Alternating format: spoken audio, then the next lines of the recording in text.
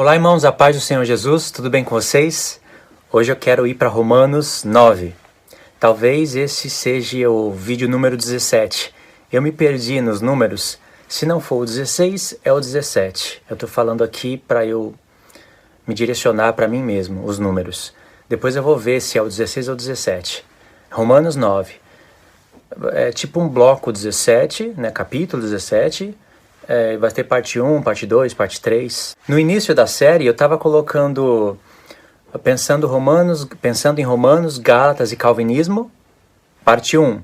Aí ia pro vídeo 2, colocava a parte 2. Ia pro vídeo 3, colocava a parte 3. E assim o vídeo fica grande.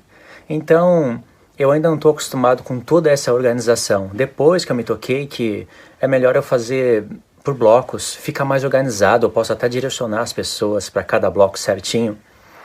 Então, por exemplo, o bloco 16, né, ou seja, o capítulo 16, ele tem 6 partes. Ficou melhor, não ficou? Aí a gente pode ir seguindo assim, ficaria menor os números. Ou seja, vocês entenderam, né? Agora eu quero ir para Romanos 9. É uma série de Romanos. Eu não estou indo capítulo por capítulo porque perde o sentido, você tem que avançar, você tem que voltar. Esse é um estudo mais dinâmico, assim. Ao invés de você ir por capítulo por capítulo, não tem como. Fora isso, você tem que cruzar as outras cartas. Romanos 9 é bem complicado de se entender, principalmente porque você tem que interpretar os capítulos anteriores para chegar em Romanos 9.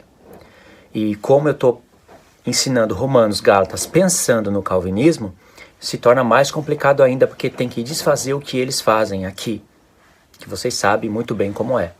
Então, se fosse olhar para Romanos, para a carta de Romanos de maneira panorâmica, num mapa mental, você iria traçar uma linha do tempo e você iria fazer 3 blocos. Pode fazer 3 prédios. No primeiro bloco, você vai colocar do capítulo 1 ao 8. No segundo bloco, você vai colocar do capítulo 9 ao 11. E no terceiro bloco, você vai colocar do capítulo 12 ao 16. É assim que se visualiza a melhor maneira que eu achei para visualizar a carta aos Romanos. Por que se visualiza dessa maneira?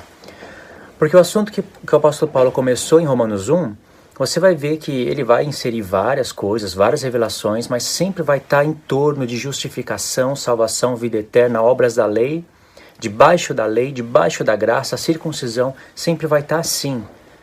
Paulo vai estar mostrando a justificação do homem, que não é por obras da lei, e sim por intermédio da fé em Jesus Cristo. Vai falar várias coisas que eu já tenho falado nos vídeos, agora não vou repetir. E isso segue até o capítulo 8. No capítulo 7, ele vai falar aquela maravilha, aquela coisa tremenda, complexa, aquela exposição de um homem que recebe a lei de Deus, mas acaba agora tendo uma luta da carne contra o Espírito. Né? Na verdade, agora ele vai ser guiado pelo Espírito a lutar contra a carne. E aí Paulo faz aquela exposição daquela luta. Em Romanos 8 ele vai concluir, acrescentar detalhes do que ele falou em Romanos 7. E no final de Romanos 8, para Romanos 9, você vai ver que vai haver uma mudança no assunto. É um outro bloco.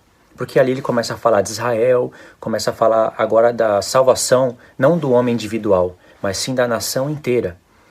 Tanto é que a palavra Israel, a primeira vez que aparece é no capítulo 9. Antes ele não estava falando de Israel? Estava falando de Israel, mas ali era mais individual, o homem, falando do homem, usou Abraão, usou o pai das nações e tudo, mas era mais mostrando como o homem é justificado. Como o homem é justificado? Que eu lembro aqui tem 4, 5 pontos. Primeira vez que ele fala de justificação é pela prática da lei, e eu já ensinei que lei é essa. E textos que não, esse é um texto que não é usado. Justificação pela prática da lei, calvinista não quer nem saber disso. O segundo ponto é justificação pela graça. Aí é usado. O terceiro ponto, justificação pelo sangue. Justificação pelo nome. 4, né? Então, acho que são esses 4 pontos. Justificação pela prática da lei, justificação pela graça, pelo sangue, pelo nome do Senhor Jesus. Entende? E a primeira vez que ele fala de justificação é pela prática da lei. Não é, claro, a prática da lei da primeira aliança, mas seria, no caso, a prática da lei da nova aliança, que é os 10 mandamentos escritos no coração, onde vai gerar em nós boas obras. Aonde a gente pode permanecer em Cristo ou não, depende da nossa escolha. A salvação foi feita para todos.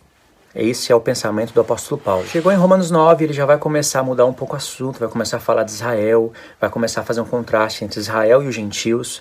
Até tem algumas tipo de escatologia que separa Israel da igreja por causa desse capítulo.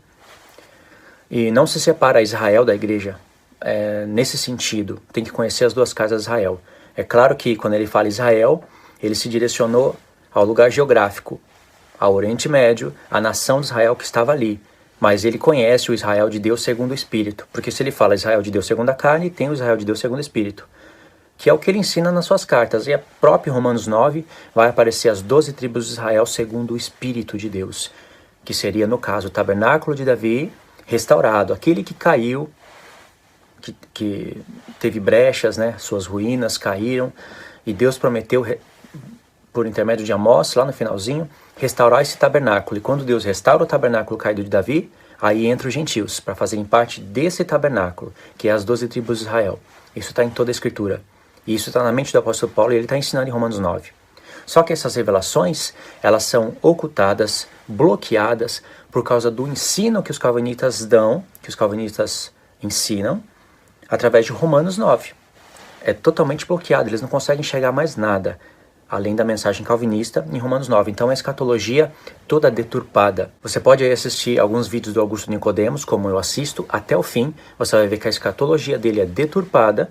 Em Romanos 11 ele aproveita para falar do calvinismo. Ele não fala só de escatologia, ele aproveita para falar que o homem não tem poder de escolha, que é Deus que escolheu e pronto, acabou. E a conclusão você vai ver que não tem conhecimento escatológico. Embora seja ancião, embora tenha todo o tempo para estudar a palavra de Deus, viva de dízimo, que também o Novo Testamento proíbe, mesmo assim, não conseguiu entender a mente do apóstolo Paulo quando fala de ponto escatológico. E eu, que sou quantos anos mais novo, não estou falando isso para me gloriar, eu estou falando isso porque tem algo errado nesses homens, porque Deus bloqueou a revelação para eles.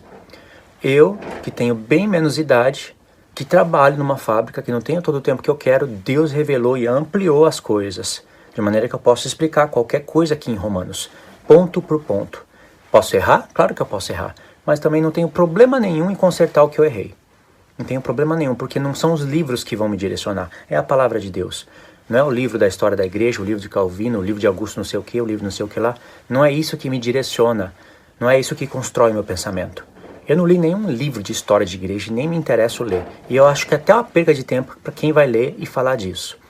A Bíblia é autossuficiente para tudo isso. Pode pesquisar coisas geográficas, mapas geográficos, pontos históricos relacionados à geografia, porque Deus usa disso, né, na palavra de Deus. Mas nada além disso. Eu nunca vou ler um livro dos pais da igreja para ver como eles pensavam, para ver se bate com o meu pensamento de hoje ou não. Para mim isso daí é perder tempo. Enfim, só a introdução, demora, né, para falar essas coisas.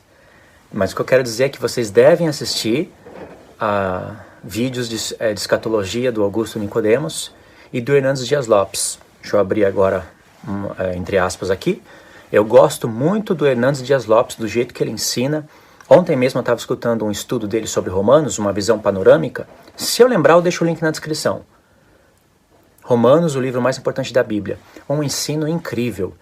O homem é inteligente. Eu acho o Hernandes Dias Lopes 10 vezes mais inteligente que o Augusto Nicodemos. A mente do Hernandes Dias Lopes é organizada na hora de ensinar. O problema é que o calvinismo entrou como um vírus na cabeça deles e deixou a mente bloqueada para alguns pontos da revelação, lenta, não conseguiram compreender a justiça de Deus e muitos pontos reveladores da Escritura. Mas se um homem, tal como Hernandes Dias Lopes, conhecesse essas coisas, ele ia ser incrivelmente usado por Deus. É usado por Deus para algumas áreas, mas quando chega nessa parte, está totalmente desclassificado para ser um juiz na terra. Porque nós vamos ser juízes na terra, reis, sacerdotes, vai julgar o mundo, mas ao meu ponto de vista, está desclassificado para julgar o mundo. Não quer dizer que não está salvo. Não tem nada a ver uma coisa com a outra. Então eu gosto de ouvir o Hernandes Dias Lopes. Eu acho ele muito inteligente. Isso quer dizer que eu tenho paciência para entender a mente deles e para entender o porquê que eles não entenderam essas coisas que Deus está dando para a gente. Tem algum motivo, né? Então, um desses motivos são os livros que eles estudam, não somente a Bíblia. Mas é uma pessoa dedicada para a palavra de Deus, usa a sua vida para ensinar né? Tem todos esses lados que eu também enxergo. Não pensa que porque eu estou falando do calvinismo, que eu detesto todo mundo, que eu... Não é nada disso, entendeu? Às vezes falta me expressar melhor, mas não é nada disso. Eu escuto os estudos dele e aprendo por alguns pontos. E aí você vai ver que em Romanos 9, 10 e 11, Paulo está tratando de um assunto específico. É incrivelmente revelador, uma das cartas mais reveladoras dele é Romanos. Efésios é incrivelmente revelador. Cada carta, irmãos, tem a sua especialidade. Cada carta é importante. Mas Romanos, ele fala muito da salvação, justificação. Ele fala claramente das duas casas de Israel. E os gentios entrando para fazer parte das duas tribos pela casa de Israel. Ele cita o profeta, o nome do profeta, os textos, e o Espírito Santo fez aí uma programação incrível. Os que forem interessados iriam buscar, iriam entender a mente do apóstolo Paulo. Os que não forem interessados iriam ler, passar batido e continuar ou no calvinismo, ou no arminianismo, ou seja lá qual for a linha que eles pregam, a teologia que eles iriam ensinar. Mas tem uma programação do Espírito Santo aí tremenda. Entende? Vocês entendem isso? Aí a partir do capítulo 11, 11, né? 12, 13, 14, 15, 16... ele está falando assuntos relacionados ao bloco do meio, que é do 9 ao 11, e relacionados ao primeiro bloco, que é do 1 ao 8. O segundo bloco está totalmente relacionado com o primeiro, então você jamais vai poder compreender totalmente a mente do apóstolo Paulo no segundo bloco se você não compreende o que ele está falando no primeiro. E para compreender o que ele fala no primeiro, você tem que compreender as expressões obras da lei e debaixo da lei, porque é em contraste que ele usa isso para falar debaixo da graça. É entre essas expressões, obras da lei, debaixo da lei, que aparece a palavra salvação, justificação e vida eterna. Não conhecendo essas expressões, você vai entender errado como o homem é justificado. De que maneira? Eu estou doido para falar de que maneira os calvinistas falam isso, mas eu já falei demais isso daí, né? O pessoal deve estar tão enjoado de escutar. E essas expressões, obras da lei, debaixo da lei, são expressões tão pequenas, né? Mas tão importantes que aparece direto em Romanos. Várias vezes em Romanos e Gálatas. Então é importante. E é através dessas expressões que dá caminho para o apóstolo Paulo falar de justificação. A expressão obras da lei carrega toda a primeira aliança. Toda. E Paulo aproveita essas expressões para combater legalismos também. Tem obras da lei, né? As obras legítimas da Torá, mas tinha também coisas que os homens, confiando nesses sacrifícios, faziam. Então é tipo de legalismo e Paulo combate isso. Obras da lei, debaixo da lei, carrega todo o resumo da primeira aliança, está contido nessa palavra. Tem as partes positivas, as partes negativas, como eu já expliquei nos vídeos passados. Entendeu o porquê dessa introdução? Agora eu vou explicar Romanos 9, mas é uma visão panorâmica. Eu não me preparei aqui com todos os textos. Paulo cita texto após texto. Se você ler Romanos 9, somente pensando em livro de calvinismo e somente querendo entender Romanos 9 por Romanos 9, você vai chegar numa conclusão totalmente equivocada. E você vai ver um apóstolo arrogante e injusto, falando que aquilo que Deus designou para julgar o homem é justo, quando na verdade é injusto e qualquer um pode ver isso. Ninguém desejaria aquele tipo de julgamento para si mesmo. Certo? Vamos fazer uma leitura agora de Romanos 9. Eu vou explicar panoramicamente, vocês vão ter que correr atrás dos textos, porque é complexo. Certo, irmãos? Vamos lá, Romanos 9, na segunda parte. Essa é a segunda parte, não sei se do bloco 16 ou 17, me perdi nessa parte aí, agora não dá para verificar, mas é a segunda parte. Vamos fazer a leitura de Romanos 9. Vou fazer a leitura, depois dela vou fazer algumas perguntas, vai demorar um pouquinho, mas é preciso das perguntas para vocês entenderem. E depois eu vou mostrar onde está o erro dos calvinistas ao ler Romanos 9 e aonde está o nosso erro também ao ler Romanos 9. Porque essa carta é um mapa para os profetas. São sinalizações após sinalizações para ir para os profetas. Vamos ler Romanos 9. Digo a verdade em Cristo, não minto, testemunhando comigo no Espírito Santo a minha própria consciência. Tenho grande tristeza e incessante dor no coração, porque eu mesmo desejaria ser anátema, separado de Cristo por amor aos meus irmãos, meus compatriotas, segundo a carne. São israelitas, pertence-lhes a adoção, também a glória, as alianças, a legislação, o culto e as promessas. Deles são os patriarcas e também deles descende o Cristo, segundo a carne, o qual é sobre todos, Deus bendito para todos sempre. Amém. E não pensemos que a palavra de Deus acha falhado, porque nem todos os que estão em Israel são de fato israelitas, nem por serem descendentes de Abraão são todos seus filhos. Mas, aí Paulo vai citar um texto da Escritura: em Isaque será chamada a tua descendência. Isto é, estes filhos de Deus não são propriamente os da carne, mas devem ser considerados como descendência os filhos da promessa. Porque a palavra da promessa é esta. Vai citar outra parte da Escritura: por este tempo virei, e Sara terá um filho. E não somente ela, mas também Rebeca, ao conceber de um só, Isaque, nosso pai. E ainda não eram gêmeos nascidos, não tinham praticado bem ou mal, para que o propósito de Deus quanto à eleição prevalecesse, não por obras, mas por aquele que chama. Já fora dito a ela: o mais velho será servo do mais moço. Como está escrito, citando o texto, e vai citar outro ainda, no verso 13. Como está escrito: amei Jacó e me aborreci de Esaú. Aí vai vir aquela outra pergunta: que diremos? Aquela outra pergunta relacionada aos vídeos passados, né? Que diremos, pois, há injustiça da parte de Deus? De modo nenhum. Pois ele diz a Moisés: terei misericórdia de quem me aprouver ter misericórdia, e compadecer-me-ei de quem me aprouver ter compaixão. Assim, pois, não depende de quem quer ou de quem corre, mas de usar Deus a sua misericórdia. Porque a Escritura diz a Faraó: para isto mesmo te levantei, para mostrar em ti o meu poder e para que o meu nome seja anunciado por toda a terra. Logo, tem ele misericórdia de quem quer e também endurece a quem lhe apraz. Aí vai vir outras perguntas, ou seja, você está vendo que na mentalidade calvinista, Paulo usou aqui Jacó e Esaú para falar que não foi por intermédio, não eram gêmeos nascidos, não foi por intermédio de obra, feito bem ou mal, para que Deus escolhesse segundo a eleição da graça. Ou seja, Deus designou um povo antes da fundação do mundo e não previa, não antevia nada que o homem faria alguma obra ou não. E quando eu estou falando isso, eu estou falando depois da cruz. Os calvinistas têm uma dificuldade terrível de entender isso.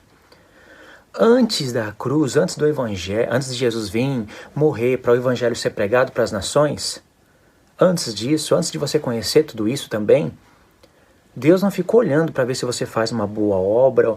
Aquela família é justa, olha como fazem boas obras, mas não me conhece, vai lá pregar o arrependimento. Não faz sentido. Aquela nação, olha que nação justa, vai lá pregar o arrependimento. Vai lá pregar que o meu filho morreu na cruz. Não faz sentido. É uma loucura pensar isso. Mas, Luiz, por que você está falando isso? Porque não depende do homem ter feito bem ou mal. Isso até aí é verdade. Depois que o evangelho chega até você e mostra que o pecado habita em você, que o pecado é a transgressão da lei, dos mandamentos de Deus, e que através do pecado entra a morte, que você está morto e que agora o Espírito foi dado para você escrever. E o Espírito vai escrever a lei de Deus no seu coração, o ministério da nova aliança. E que agora você vai ter que lutar contra a carne, e aí está as boas obras. As más obras são os pecados que você comete. Quais são as boas obras? Guardar os mandamentos de Deus. Guardar os mandamentos de Deus são más obras? Não, são boas. As más obras é a transgressão disso. E tudo isso é viver pela fé, e isso é graça de Deus, porque se não fosse Deus mandar o seu filho, você não faria nada. Então isso é graça de Deus. Depois da cruz é totalmente diferente. Ele está olhando se você faz o bem ou o mal, sim. Senão, como é que ele vai te julgar?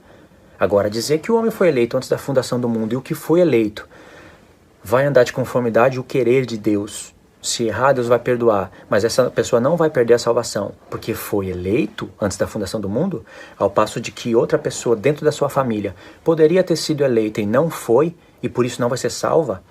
Deus pode até chamar ela mais externamente. No fim, ela vai se desviar e não vai ficar com Deus porque não houve um chamado interno da parte de Deus. Não houve aquela graça irresistível sobre ela. Então ela vai se desviar em algum momento da vida. Depois vai estar diante do Senhor, de novo, para receber uma condenação. Porque Deus poderia... A condenação é essa, ó. Eu te deixei andar nas suas obras, nas suas más obras. Você nasceu assim, eu não fiz nada, só deixei rolar. Senhor, mas e a minha família? A sua família eu quis chamar. E você? Não, você eu não quis. Só deixei rolar. Eu não tenho culpa. Se o mundo todo, se não quiser salvar ninguém no mundo, eu não salvaria. Eu falava, filho, não precisa morrer não, que eu desisti, eu vou matar todo mundo lá na terra porque Adão caiu. Ou, filho, você morreu lá por todo mundo, mas agora eu não quero mais salvar ninguém. Essa mensagem, os calvinistas não falam isso, mas isso está contido nas mensagens dele. Se falar que eu estou torcendo, é um mentiroso. Fala que Deus era justo se não salvasse ninguém. Como o Criador da vida cria o homem sabendo que o homem vai cair e vai ser justo se não salvar ninguém? Como o Criador da vida seria justo assim? Se ele criou o homem sabendo que o homem ia cair, ele teria um plano de justiça para todos. E iria julgar todos com justiça. Você acharia justo um julgamento desse cair sobre você?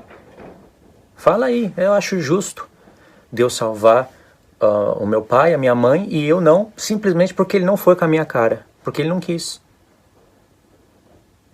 Deixou eu andar nos meus pecados. É justo isso? Então fica com essa daí para você, porque você não sabe se você vai se desviar. Se você se desviar, saiba que você se desviou, não foi porque as suas más obras fizeram isso, você deu mais valor para a carne ou não. Foi porque antes da fundação do mundo, você já estava impedido de seguir a Deus. Justo? Gostou? Fica com essa então. Então, irmãos, a leitura irritante que eles fazem é essa. Imagine como Deus ama esse tipo de ensino. Nossa, Deus... Dá pra ver, Deus não vomita, mas se desse pra vomitar, já estaria cheio de vômito lá diante do trono dele, quando vê calvinista pregando isso. Porque isso é uma injustiça da planta dos pés à cabeça. Então, o que Paulo está fazendo aqui? Por que ele está usando Jacó e Esaú? Por que depois disso fala de Faraó? Por que cita o texto, terei misericórdia de quem eu vou ter misericórdia? Eu vou endurecer quem eu quiser endurecer. E citou Faraó. Por quê?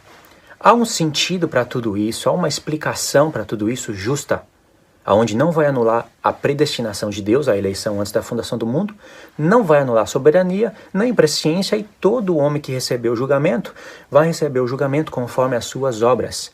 Deus chamou, Deus quis, Deus falou, toma os céus e a terra por testemunha contra vocês, que eu coloquei o bem e o mal da frente de vocês e falei, escolha o bem. Os céus e a terra um dia vão testemunhar isso. Não vão testemunhar que Deus elegeu. Um se colocou no caminho bom e o outro deixou seguir o caminho mau. Os céus e a terra vão testemunhar que Deus colocou dois caminhos na frente do homem e falou, escolha a vida. Escolha o bem para que vivais.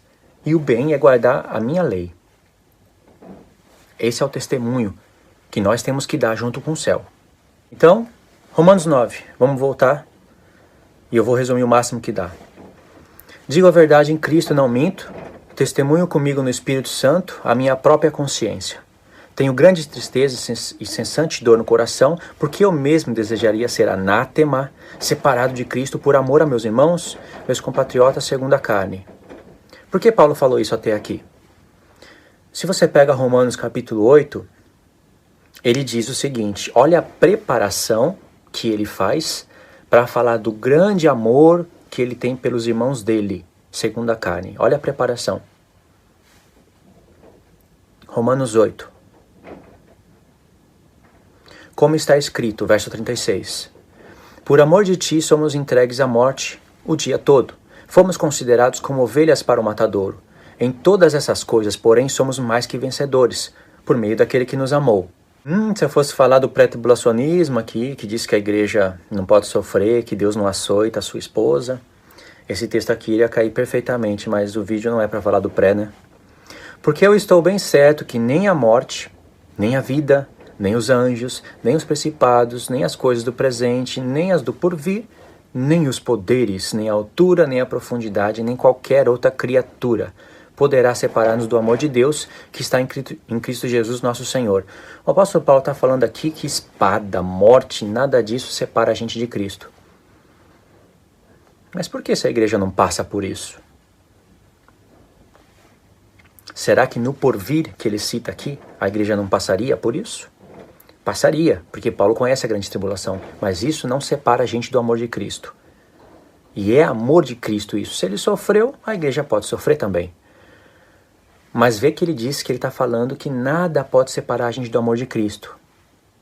Porém, existe algo que nos separa de Cristo.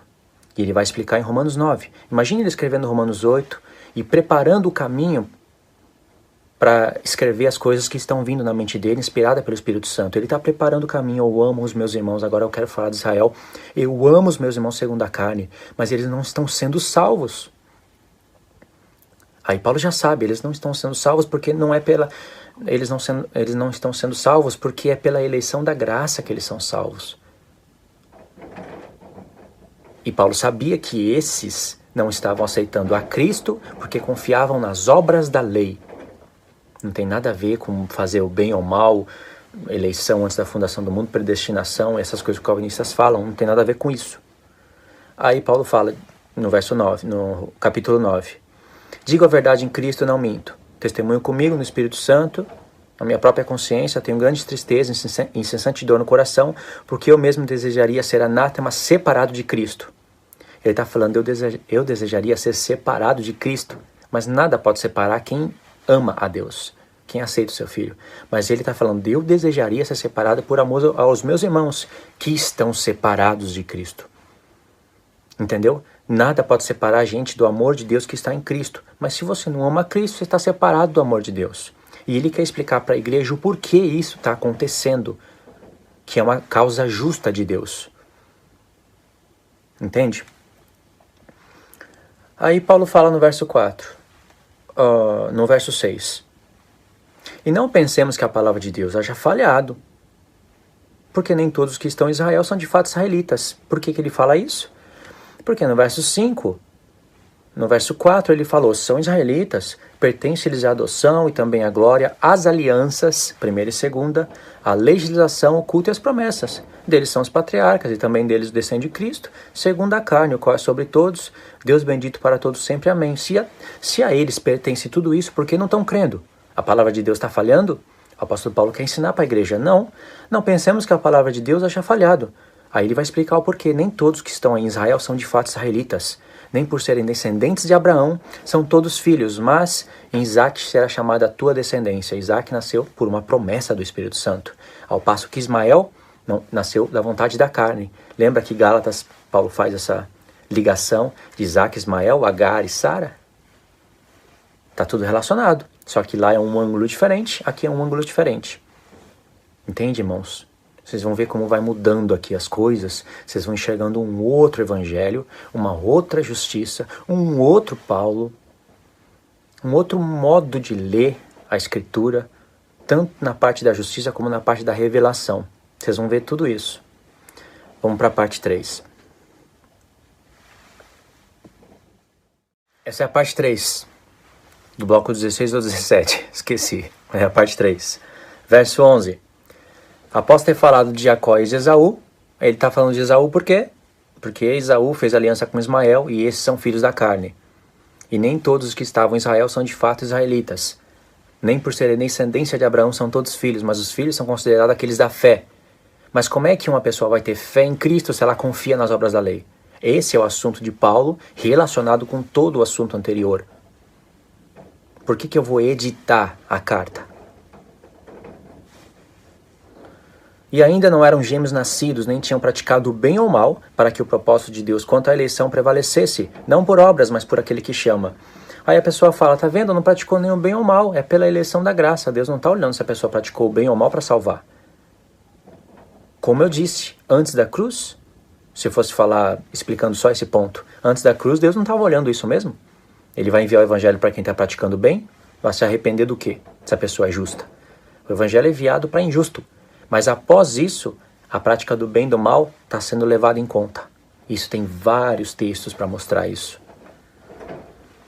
E por que Paulo fala que eles não tinham feito nem o bem ou o mal? Porque não eram gêmeos nascidos.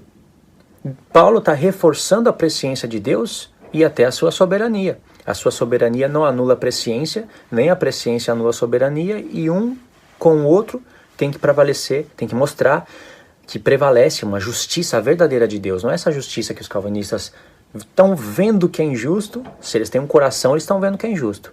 Agora, se está com o coração pervertido, eles vão falar que isso é justo.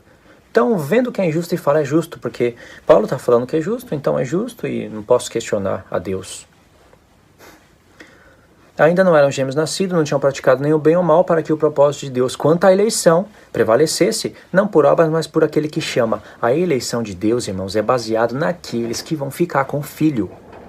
Essa é a eleição de Deus, e ele já conhece isso antes da fundação do mundo. Ou você quer que Deus espera Jacó e Esaú nascer para praticarem o bem e o mal para ele escolher? É isso? Deus não é presciente? Ele pode falar antes de acontecer.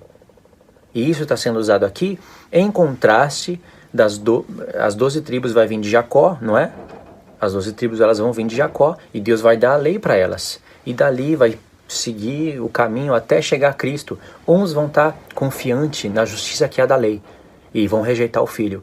Outros vão estar confiantes na justiça que vem do Filho. Tanto judeus ou gentios, eles vão confiar no Filho. Mas os que não confiaram no Filho é porque Deus não elegeu antes da fundação do mundo. E por que Paulo está falando que ele queria ser separado de Cristo? Por que Paulo está tendo compaixão e misericórdia de um povo que Deus não teve compaixão e misericórdia? De um povo, ou seja, pessoas ali que não estavam crendo.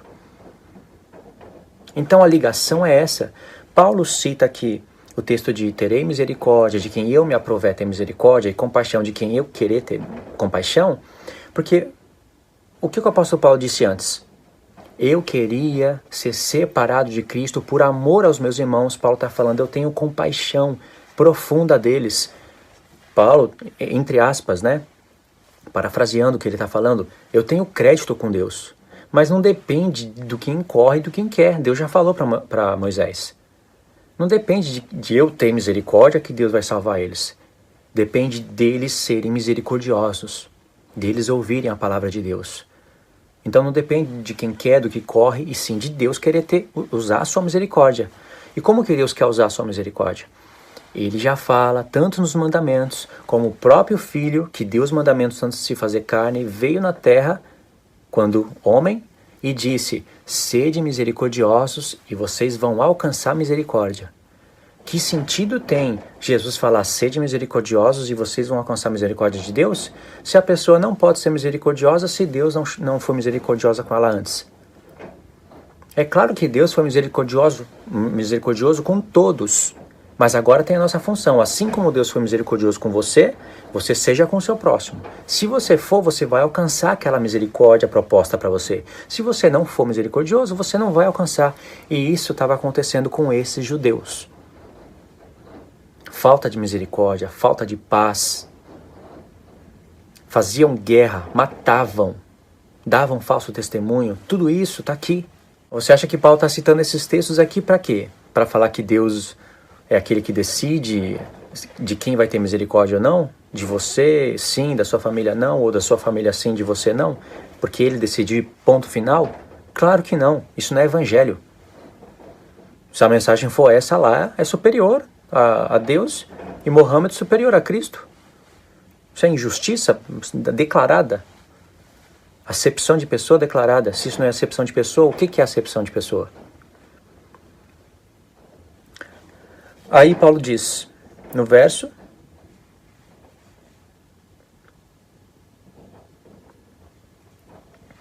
aí Paulo diz no verso 14, que diremos, pois, a injustiça da parte de Deus? Alguém pode torcer o que ele está falando, como torcem os calvinistas.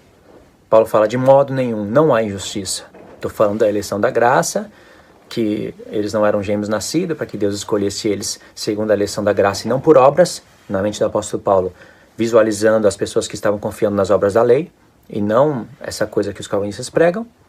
Aí ele disse, de modo nenhum, verso 15, pois ele diz a Moisés, terei misericórdia de quem me aprover ter misericórdia, compadecer-me-ei de quem me aprover ter compaixão. Primeira pergunta, o que levou Deus a falar isso para Moisés? Você já viu um calvinista explicar isso? Não, e nem vai ver. O que importa é só o que está escrito aqui, no apóstolo Paulo. Aliás, Augusto Nicodemos fala que você não pode ler o Novo Testamento à luz do Velho. Você tem que ler o Velho Testamento à luz do Novo. Ou seja, eu estou lendo aqui o Novo Testamento e aí eu volto para ler o Antigo à luz do Novo. O que eu vou entender? Eu vou torcer o Antigo Testamento à luz do Novo? Porque a luz do Novo, supostamente, Paulo está falando que ele salva quem ele quiser. Aí eu vou lá, pego aqui esse texto, vou lá ver o contexto e vou torcer lá também. Você nunca pode fazer isso. Você tem que ler o Novo Testamento à luz do Velho. Qual que surgiu primeiro, o Velho ou o Novo?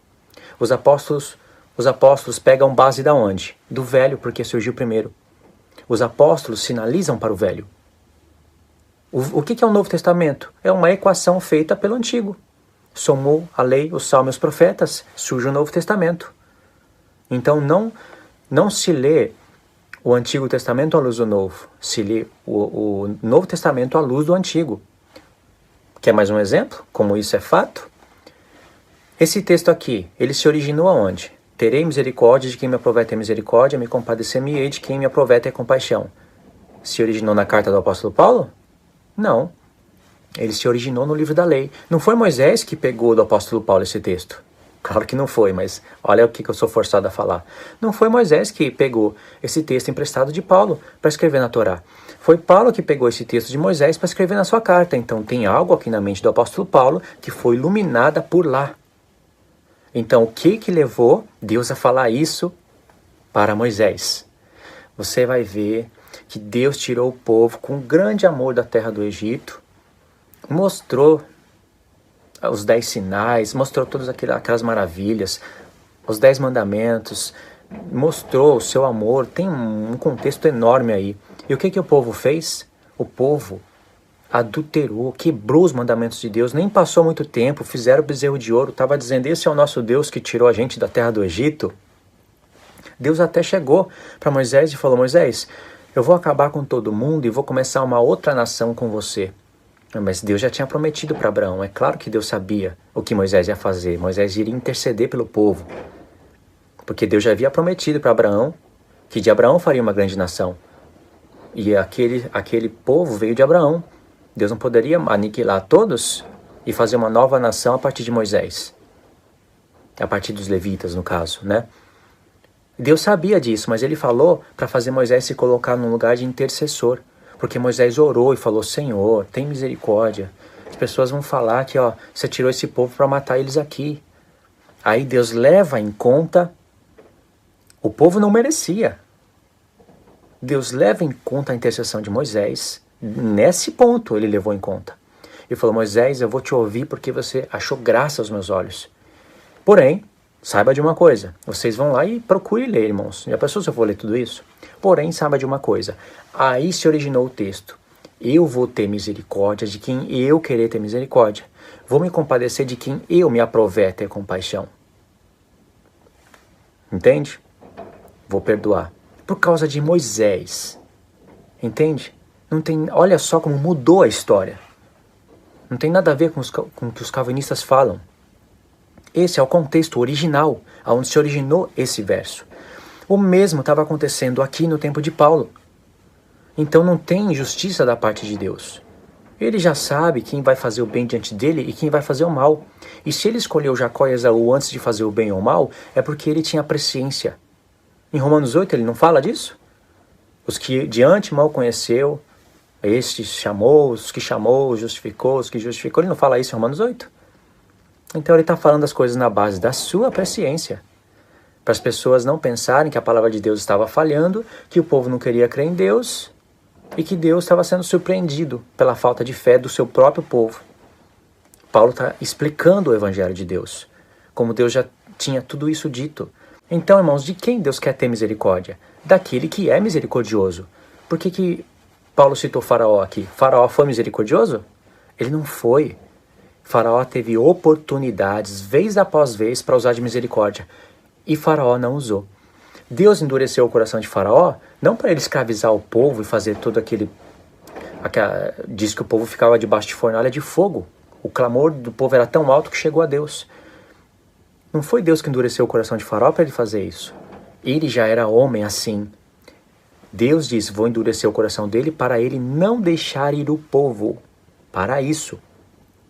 Enquanto Deus fazia isso, o nome dele é acentuado por toda a terra. Porque quando você vai ler o contexto do que Paulo está falando aqui, Moisés chegou para Faraó e falou: eu já poderia ter estendido a minha mão contra você e o seu povo e ter acabado com vocês. Ou seja, não teria esse lance de ficar, deixa meu povo ir, senão... E Faraó, aqui que vai, não estão me desafiando na frente de todo mundo? Estão me envergonhando na frente dos meus oficiais? E diz que os oficiais de Faraó começou a ver Moisés como um grande homem. Faraó percebia isso. Você acha que um homem duro daquele iria querer perder? Mas veja, era só Moisés chegar no Egito, estender a mão contra Faraó, matar o príncipe do povo. Os oficiais, pronto. Israel, sai do Egito, agora. Mas Deus fez um plano incrível. Deus deu oportunidade para Faraó se arrepender. Faraó até confessou os seus pecados. Pequei. Dessa vez eu pequei. Moisés, ora por mim. Mas diz que quando Faraó viu que as coisas tinham se passado, endureceu-se o coração. Porque voltou aquela soberba no coração dele. Não é Deus que está ali. O Faraó ia deixar, imagine, você é Faraó, todo mundo se ajoelha diante de você, né? Deus sol, Deus sei lá o quê. De repente chega aí os irmãos dos escravos e fala, deixa aí o meu povo, dando ordem para Faraó. E aí ameaçando, se não deixar aí, você acha que o Faraó ia deixar aí o povo? Claro que não. Então Deus endureceu o coração de Faraó quando mandou Moisés ordenar, deixou Faraó viver. Mas mandou Moisés ordenar, desafiar. E o que acontecia logo em seguida? Faraó sempre perdia, fazendo que o coração dele se endurecesse. Assim que Deus endureceu o coração de Faraó.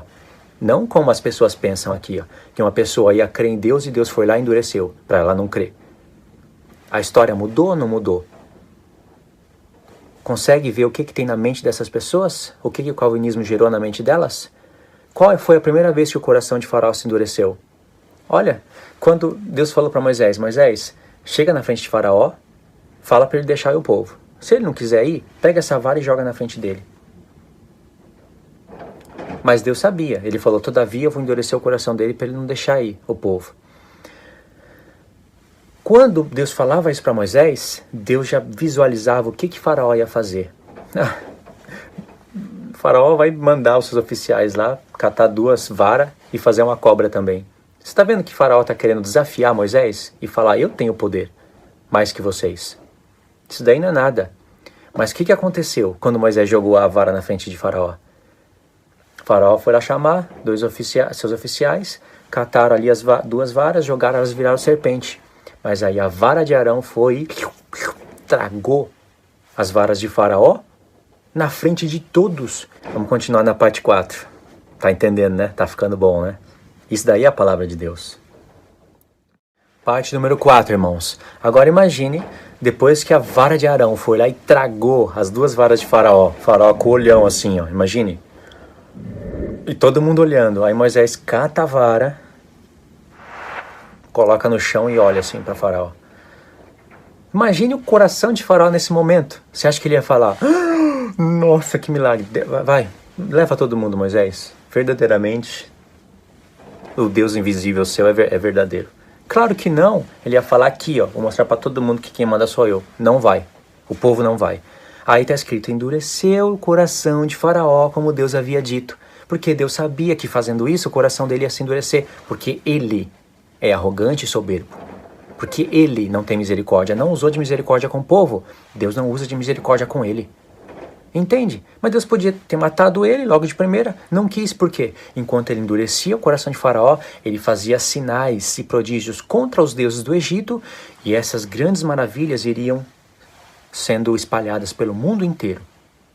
Deus é magnífico, irmãos, é sábio. Deus é incrível. Então, por que tem homens que não conseguem penetrar a mente do Senhor se são um com Cristo? Porque para entender essas coisas, tem que penetrar na mente do Senhor. Nós somos um com Ele. Ele está revelando isso para a gente. Da mesma maneira, Deus endurece o povo, até o próprio povo dele, quando o povo dele não usa de misericórdia. E não adianta alguém falar, eu amo os meus irmãos segundo a carne, são compatriotas, israelitas, deles vêm as promessas, alianças, o Cristo vem deles. Não adianta. Aconteceu o mesmo com Jeremias. Jeremias, lá no capítulo 15, quando foi a 3ª vez que ele foi orar pelo povo, Deus falou, Jeremias, você não entende? Tira essa oração de frente de mim. Se tivesse Moisés e Samuel aqui, eu não iria ouvir. Olha, ainda que tivesse Moisés e Samuel, eu não iria ouvir. O povo não tem misericórdia, eu retirei deles a minha. Entende, irmãos? Deus está sendo justo. Justo, isso é justiça.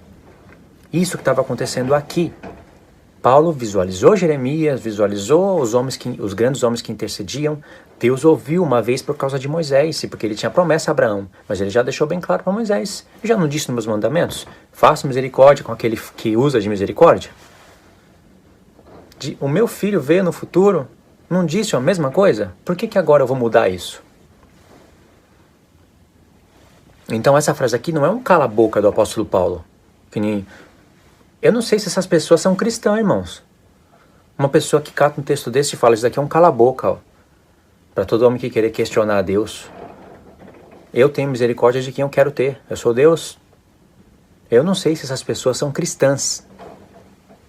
Não sei se tem o Espírito de Cristo. Aí continua no verso 16. Assim, pois, não depende de quem quer ou de quem corre, mas de Deus usar a sua misericórdia. Porque a Escritura diz a Faraó, para isto mesmo te levantei, para mostrar em ti o meu poder e para o meu nome, para que o meu nome seja anunciado em toda a terra. Aí Paulo conclui, logo, tem ele misericórdia de quem quer e também endurece a quem lhe apraz. Aí vem o verso 19. Tu, porém, me dirás, de que se queixa ele ainda? Pois quem jamais resistiu à sua vontade, a vontade de Deus é justa. Por que Deus está se queixando, então? Não foi ele que endureceu o coração do povo? Mas lembra, irmãos, lembra daquelas perguntas que o apóstolo Paulo faz? As pessoas querem interpretar Romanos 9, começando por Romanos 9. Por que o apóstolo Paulo, após falar da lei, aí logo ele falou da lei, estamos livres da lei, a lei realça as paixões do pecado, estamos libertos dela, mortos para ela, porque logo depois ele fala, que diremos, pois, é a lei pecado? Porque pessoas estavam torcendo o seu ensino. Ele não quer que as pessoas torçam o ensino dele. Por isso que ele faz essas perguntas. Tu, porém, me dirás de que se queixa ele ainda, pois quem jamais resistiu à sua vontade? Quem és tu, ó homem? Paulo diz, para discutires com Deus? Porventura, pode o objeto perguntar a quem o fez, por que me fizeste assim?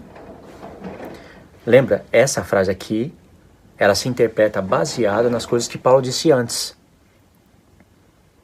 Deus criou Faraó como um vaso de barro para a injustiça. Não foi Deus que fez Faraó ficar justo. Faraó se tornou injusto, porque ele muda a verdade de Deus em mentira. Adora a criatura, mais a criatura do que o Criador. No caso, ele queria ser adorado no lugar de Deus. Deus deu testemunho, mostrou, ele chegou a confessar seus pecados e teve misericórdia? Não teve. Deus falou para Moisés, Moisés, se não for à força, Faraó não vai deixar ir o povo, se não for pela força. Entende? Isso é a justiça de Deus. Alguém pode torcer tudo isso? As coisas que o apóstolo Paulo está falando? Essa é a vontade de Deus, irmãos. Ninguém resiste a essa vontade. Qual é a vontade de Deus? Deixa o homem, mostrou a luz para ele, vai deixar ele escolher o caminho. Mesmo que Deus enviou seu filho, fez o sacrifício, morreu por todos, se as pessoas não quiserem se salvar, Deus não vai deixar de ser Deus.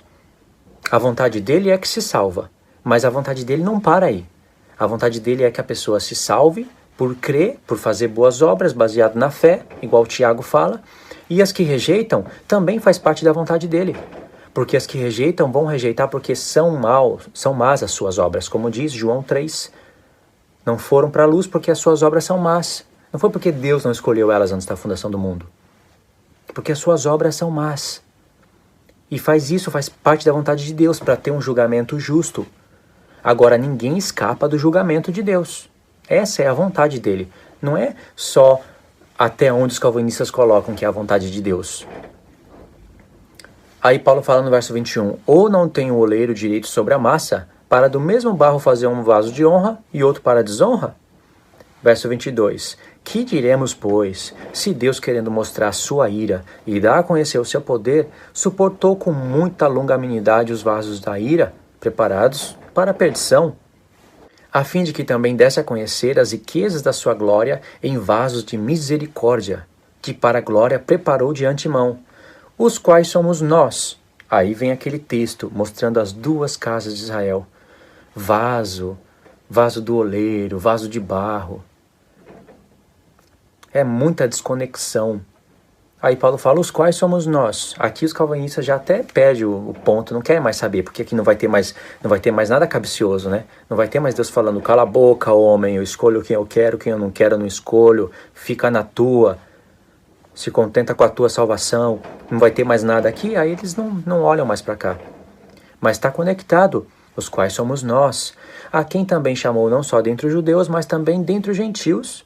Assim como também diz Oséias, chamarei povo meu ao que não era povo, e amada a que não era amada. E no lugar em que lhes disse, vós não sois meu povo, ali mesmo serão chamados filhos do Deus vivo. Na mente do apóstolo Paulo, ele conhece todo o projeto das duas casas de Israel, sabe que Deus rejeitou as 10 tribos porque elas não tinham misericórdia. E sabe que Deus ia chamar os gentios para entrar pelas 10 tribos, se unir com as duas e formar as 12 tribos de Israel. Elas caíram no passado porque não tinham misericórdia. Não amava o seu próximo. Deus levantava o profeta Jeremias. Lembra que eu já falei? E falava, usa de misericórdia com o seu próximo. Vocês estão matando, roubando, adulterando. Não faça, eu odeio isso. Cada um usa de misericórdia. Cada um procure a justiça. E não procuravam. Aí Deus rejeitou. Falou, tá bom. Não usa mais de misericórdia? Lo huamá. Não tem mais misericórdia. Não quer ser meu povo? Lo-ami, não serão meu povo, mas no futuro eu vou chamar um povo para entrar no lugar de vocês. Esse povo eu vou falar para eles, quando eu vier. No Sermão do Monte, seja misericordioso e vocês alcançarão misericórdia. A luz está ferindo meus olhos, não é que eu estou emocionado não, viu? Bem-aventurados pacificadores, porque serão chamados filhos do Deus vivo. É isso que o apóstolo Paulo tem na mente. É isso que ele está propondo para a igreja.